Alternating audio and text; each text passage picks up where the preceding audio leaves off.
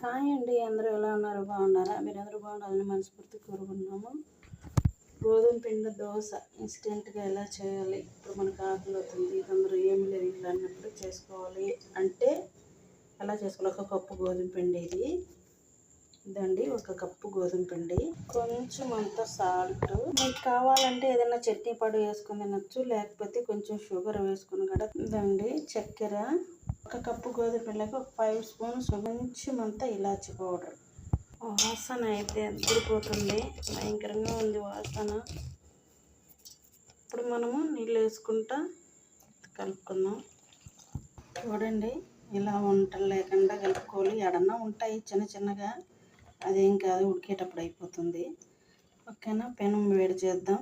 ఇదండి పెనం పెట్టేసాము. ఈ బాగా వేడి అయిపోయింది. ఆనియన్ కూడా వేసి రుద్దేసాము. ఫస్ట్ కొంచెం చిన్నదిగా వేసుకున్నాము. చూడండి, పిండి ఇలా ఉండాలి, కొంచెం మందంగానే వస్తుంది. చూడండి ఎలా పొంగుతుందో, ఇలా కనిపిస్తుంది. చూడండి ఇలా పొంగుతుంది. కొంచెం అంత ఆయిల్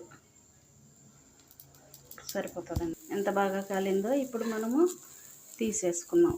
మరొక దోశ వేసేసాము. తీసేది కూడా చాలా ఈజీగా వచ్చేస్తుందండి. చూడండి ఎలా వేస్తుందో, అంతే. చూసారా ఎంత నెట్గా వచ్చిందో? మామూలు దోశ వచ్చినట్టే వచ్చింది. పెనం పైన చూడండి ఎలా కదులుతుందో, ఇలా రావాలి. ఓకేనండి, మనకు కావాల్సిన 2 దోశలు కూడా అయిపోయాయి. తినేద్దాం, వచ్చేయండి. ఫస్ట్లో ఒకసారి చిన్నదిగా వస్తుందండి. ఇప్పుడు చూడండి ఎంత పెద్దది వేసామో, పెనం ఎంత ఉందో అంత వేసాము. చూడండి ఎంత స్మూత్గా ఉన్నాయో దోశలు. చూడండి ఎంత బాగా వచ్చేస్తుందో.